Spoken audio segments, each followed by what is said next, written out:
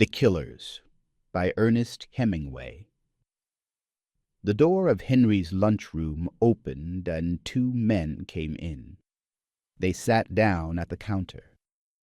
"What's yours?" George asked them. "I don't know," one of the men said. "What do you want to eat, Al?" "I don't know. I don't know what I want to eat." Outside it was getting dark. The street light came on outside the window. The two men at the counter read the mail. From the other end of the counter, Nick Adams watched them. He had been talking to George when they came in. "I'll have a roast pork tenderloin with applesauce and mashed potatoes." "It isn't ready yet." "What the hell do you put it on the card for?" "That's the dinner. You can get that at 6 o'clock. George looked at the clock on the wall behind the counter. It's 5 o'clock. The clock says 20 minutes past 5. It's 20 minutes fast. "Oh, to hell with the clock. What have you there to eat?" I can give you any kind of sandwich. You can have ham and eggs, bacon and eggs, liver and bacon, or a steak." "Give me the chicken croquettes with green peas and cream sauce and mashed potatoes." That's the dinner. Everything we want's the dinner, huh? That's the way you work it. I can give you ham and eggs, bacon and eggs, liver. I'll take ham and eggs, said Al. He wore a derby hat and a black overcoat buttoned across his chest. His face was small and white, and he had tight lips. He wore a silk muffler and gloves. "Give me bacon and eggs." He was about the same size as Al. Their faces were different, but they were dressed like twins. Both wore overcoats too tight for them. They sat, leaning forward, their elbows on the counter. "Got anything to drink?" Silver beer, metal, ginger ale. I mean, you got anything to drink? Just those I said. This is a hot town. What do they call it? Summit. Ever hear of it? "No." What do they do here at night? "They eat the dinner." "They all come here and eat the big dinner." That's right. So you think that's right? Sure. You're a pretty bright boy, aren't you? Sure. "Well, you're not, is he, Al?" He's dumb. To Nick. What's your name? "Adams." Another bright boy. Ain't he a bright boy, Max? "The town's full of bright boys." George put the two platters, one of them of ham and eggs and the other of bacon and eggs, on the counter. He set down two side dishes of fried potatoes and closed the wicket into the kitchen. What's yours? Don't you remember? Ham and eggs. Just a bright boy. He leaned forward and took the ham and eggs. Both men ate with their gloves on. George watched them eat. "What are you looking at?" Nuffer. "The hell you were. You were looking at me." Native boy, I meant it for a joke, Max. You don't have to laugh. You don't have to laugh at all, see? All right. So he thinks it's all right. He thinks it's all right. That's a good one. Oh, he's a thinker. Al and Max went on eating. "What's the bright boy's name down the counter?" To Nick. "Hey, bright boy. You go around on the other side of the counter with your boyfriend." What's the idea? "There isn't any idea." You better go around, bright boy. Nick went around behind the counter. What's the idea? None of your damn business. Who's out in the kitchen? Sam. Who's Sam? The cook. "Tell him to come in." What's the idea? Tell him to come in. Where do you think you are? We know damn well where we are. Do we look silly? You talk silly. What the hell you argue with this kid for? Listen, tell the cook to come out here. What are you going to do then? Nothing. Use your head, bright boy. What would we do to a cook? George opened the slit that opened back to the kitchen. Sam, come in here a minute. The door to the kitchen opened and Sam came in. What is it? The two men at the counter took a look at him. Al pulled out a sawed-off shotgun. All right, cook. You stand right there. Sam, standing in his apron, looked at the two men sitting at the counter. Yes, sir. Al got down from his stool. I'm going back to the kitchen with the cook and Bright Boy here. Go on back to the kitchen, cook. You go with 'em, Bright Boy. The little man walked after Nick and Sam the cook back into the kitchen. The door shut after them. Max was still sitting at the counter opposite George. He didn't look at George, but looked at the mirror that ran along the back of the counter. Henry's had been made over from a saloon into a lunch counter. Well, Bright Boy, why don't you say something? What's it all about? Hey, Al, Bright Boy wants to know what it's all about. Why don't you tell him? Al's voice came from the kitchen. What do you think it's all about? I don't know. What do you think? Max looked into the mirror all the time he was talking. I wouldn't say. Hey, Al, Bright Boy says he wouldn't say what he thinks it's all about. I can hear you all right. Al said from the kitchen. He had propped open the slit that dishes passed through into the kitchen with a catsup bottle. Listen, Bright Boy. He said to George. Stand a little further along the bar. You move a little left, Max. He was like a photographer arranging for a group picture. Talk to me, Bright Boy. What do you think's going to happen? George did not say anything. I'll tell you. We're going to kill a Swede. Do you know a big Swede named Old Anderson? Yes. He comes in here to eat every night, don't he? Sometimes he comes here. He comes here at 6 o'clock, don't he? If he comes. We know all that, Bright Boy. Talk about something else. Ever go to the movies? Once in a while. You ought to go to the movies more. The movies are fine for a bright boy like you.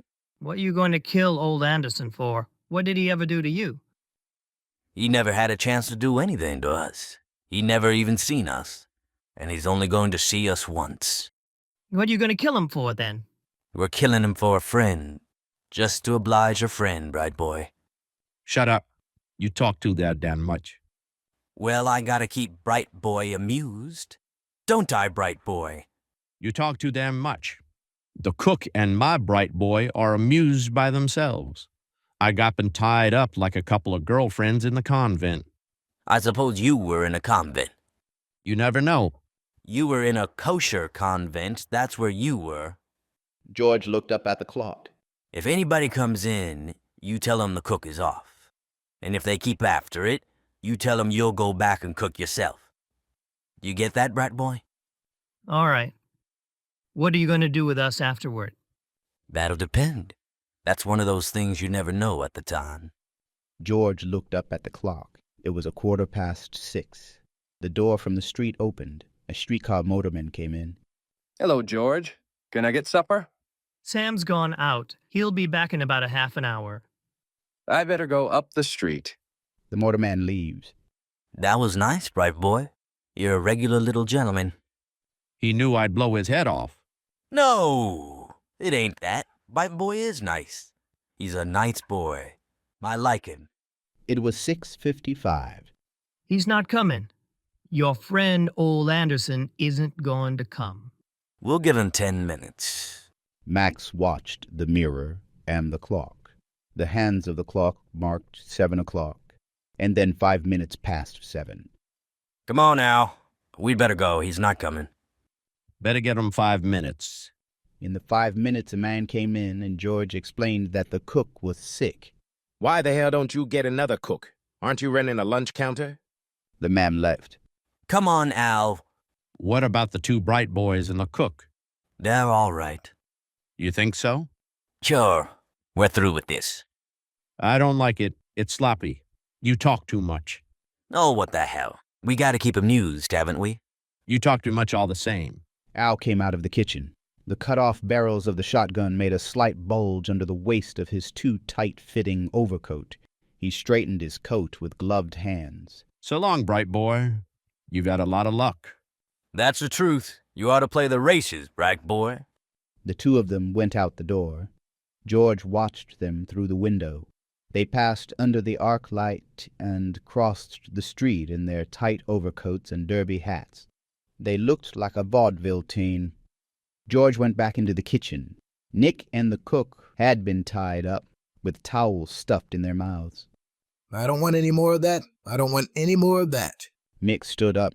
He had never had a towel in his mouth before. Say, What the hell? He was trying to swagger it off. They were going to kill old Anderson. They were going to shoot him when he came in to eat. Old Anderson? Sure. The cook felt the corners of his mouth with his thumbs. They all gone? Yeah, they're gone. I don't like it. I don't like any of it at all. Listen, you better go see old Anderson. All right. You better not have anything to do with it at all. You better stay out of it. Don't go if you don't want to. Mixing up in this ain't gonna get you anywhere. You stay out of it. I'll go see him. Where does he live? The cook turned away. Little boys always know what they want to do. He lives up at Hirsch's rooming house. I'll go up there. Outside, the arc light shone through the bare branches of a tree. Nick walked up the street beside the car tracks and turned at the next arc light down a side street. 3 houses up the street was Hirsch's rooming house. Nick walked up the 2 steps and pushed the bell. A woman came to the door. Is old Anderson here? Do you want to see him? Yes, if he's in. Nick followed the woman up a flight of stairs and back to the end of a corridor. She knocked on the door. Who is it? It's somebody to see you, Mr. Anderson. It's Nick Adams. Come in. Nick opened the door and went into the room. Old Anderson was lying on the bed with all his clothes on. He had been a heavyweight prize fighter, and he was too long for the bed. He lay with his head on 2 pillows. He did not look at Nick. What was it? I was up at Henry's, and 2 fellows came in and tied up me and the cook. They said they were going to kill you. It sounded silly when he said it. Old Anderson said nothing. They put us out in the kitchen. They were going to shoot you when you came in to supper. Old Anderson looked at the wall and did not say anything.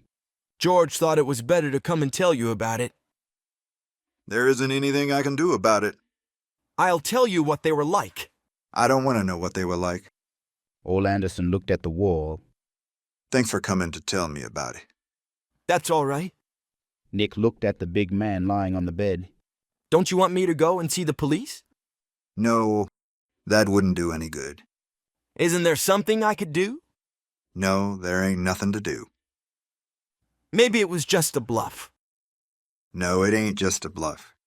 Old Anderson rolled over toward the wall. The only thing is, I just can't make up my mind to go out. I've been here all day. Couldn't you get out of town? No, I'm through with all that running around. There ain't nothing else to do now. Couldn't you fix it up some way? No, I've got in wrong. There ain't anything to do. After a while, I'll make up my mind to go out. I better go back and see George. So long. He did not look at Mick. Thanks for coming around. Nick went out. As he shut the door, he saw old Anderson with all his clothes on, lying on the bed, looking at the wall. Once Nick was downstairs. He's been in his room all day. I guess he don't feel well. I said to him, Mr. Anderson, you ought to go out and take a walk on a nice fall day like this. But he didn't feel like it. He doesn't want to go out. I'm sorry he don't feel well. He's an awfully nice man. He was in the ring, you know. I know it. You'd never know it except for the way his face is. They stood talking just inside the street door. He's just as gentle. Well, good night, Mrs. Hirsch. I'm not Mrs. Hirsch. She owns the place. I just look after it for her. I'm Mrs. Bell. Well, good night, Mrs. Bell. Good night. Nick walked up the dark street to the corner under the arc light and then along the car tracks to Henry's eating house. George was inside, back at the counter. Did you see old? Yes. He's in his room and he won't go out. The cook opened the door from the kitchen when he heard Nick's voice. I don't even listen to it. He shut the door again. Did you tell him about it? Sure, I told him, but he knows what it's all about. What's he going to do? Nothing. They'll kill him. I guess they will. He must have got mixed up in something in Chicago. I guess so. It's a hell of a thing. It's an awful thing. George reached down for a towel and wiped the counter. I wonder what he did. Double-cross somebody, that's what they killed him for. I'm going to get out of this town. Yes, that's a good thing to do. I can't stand to think about him waiting in the room and knowing he's going to get it. It's too damned awful. Well, you better not think about it.